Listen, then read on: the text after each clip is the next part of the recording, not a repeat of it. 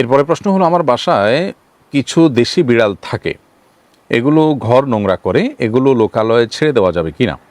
যদি কোনো বিড়াল বা এ জাতীয় কোনো প্রাণী যেটি আপনার বাসায় থাকে এবং আপনার উপদ্রবের কারণ হয়, কষ্টের কারণ হয়, তাহলে সেটাকে অনেক দূরে আপনি রেখে দিয়ে আসতে পারেন, যাতে করে তার উপদ্রব থেকে আপনি রক্ষা পেতে পারেন। এরপর সে যদি অন্য কারোর বাসায় গিয়ে উঠে বা অন্য কারোর উপদ্রবের কারণ হয়, তো এর জন্য আপনি দায়ী থাকবেন না। তবে আপনি অন্য কারোর ঘরে বা তার ঘরে ঢোকার মতো জায়গা রেখে আসলেন বা ঘরে ঢুকায় দিয়ে আসলেন, এটা করলে আপনার অবশ্যই গুনাহগার হবেন, কারণ আপনি অন্যের কষ্টের কারণ হলেন।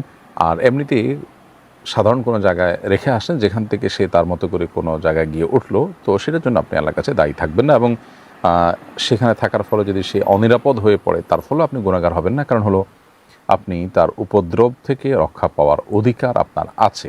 সেটা করতে গিয়ে তাকে নিশ্চিত কষ্ট বা তার প্রতি জুলুম হতে পারে, সে পর্যায়ের কোনো কিছু আপনি না করে শুধুমাত্র দূরে কোথাও তাকে রেখে আসলেন, এটুকু কাজ আপনি অবশ্যই করতে পারেন। এটুকু যদি অনুমোদিত না হয়, তাহলে মানুষের জীবন ব্যাহত হবে এবং মানুষের জীবনযাপনটা কষ্টসাধ্য হবে।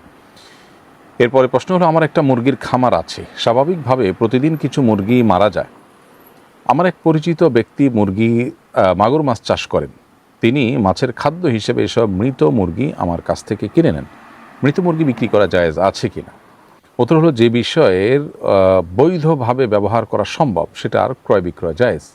মুরগি মারা যাওয়ার পর যদি মারা যায় জবে ছাড়া, তাহলে সেই মৃত মুরগি খাওয়া মানুষের জন্য, মুসলমানের জন্য হালাল নয়। কিন্তু সেটা পশু পাখির খাদ্য হিসাবে তারা খেতে পারে, তাদের জন্য তার হালাল হারামের বিধান প্রযোজ্য নয়। তো যেহেতু এটাকে বৈধভাবে ব্যবহার করার সুযোগ আছে, অতএব এটার কেনা বেচারও সুযোগ আছে, বিধায় আপনি এটা বিক্রি করতে পারবেন। যদি আপনার এমন হতো যে এটার ব্যবহারটাও বৈধ ক্ষেত্রে না, বরং অবৈধভাবে ব্যবহার করতে হবে, বৈধ ব্যবহার করার কোনো স্কোপ নাই, যেমন ধরুন মাদক, এটা যেই কিনবে সে পান করবে, এটা বৈধ ব্যবহার করার স্কোপই নেই, তাহলে সেটা বিক্রি করাও না জায়েজ, হারাম।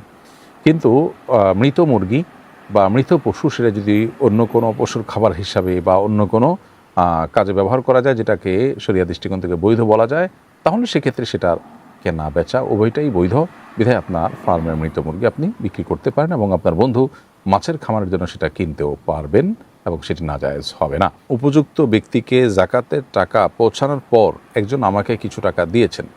উপযুক্ত ব্যক্তিকে পাঠানোর সময় একটি ডিজিট ভুল হওয়ায় টাকাটা অন্য কারো কাছে চলে গিয়েছে, তাকে ফোন করে পাওয়া যাচ্ছে না, এখন আমার করণীয় কী?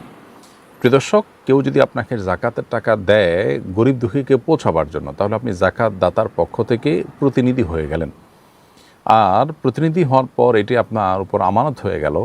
আপনি বলছেন যে ডিজিট ভুল করে আরেকজনের কাছে পাঠিয়েছেন, তার মানে এটা আপনার ভুল হয়েছে, আপনার গাফিলতি ছিল, ত্রুটিটা আপনার ছিল। ফলশ্রুতিতে এই জাকাতের টাকাটা আপনার গার্ড থেকে, পকেট থেকে আদায় করতে হবে, অথবা যিনি আপনাকে দায়িত্ব দিয়েছেন তাকে জানিয়ে এটা আদায়ের ব্যবস্থা, তার কাছে মাপ চেয়ে নিয়ে তিনি যদি আদায় করে দেন, তো সেক্ষেত্রে তার জাকাত আদায় হবে, অন্যথায় জাকাতটা অনাদায় থেকে যাবে। যেহেতু ডিজিট ভুল হওয়াটা আপনার সতর্কতা এবং আপনার ভুল, এই জন্য এটার দায়টা আপনাকে নিতে হবে। আর যদি আপনি গরিবের প্রতিনিধি হতেন, অর্থাৎ গরিব ব্যক্তিটি আপনাকে দায়িত্ব দিয়েছে জাকাত গ্রহণ করার তার তরফ থেকে, তাহলে সেক্ষেত্রে আপনার এই অসতর্কতার জন্য গরিব ব্যক্তিকে আপনি টাকা দেওয়া লাগতো। অর্থাৎ ব্যাপারটা এরকম যে আপনি যার প্রতিনিধি তার কাছে আপনি দায়ী থাকবেন এবং দায় আপনাকে নিতে হবে, যেহেতু ভুলটা আপনি করেছেন। আমাদের গ্রামের এক ব্যক্তি প্রকাশ্যে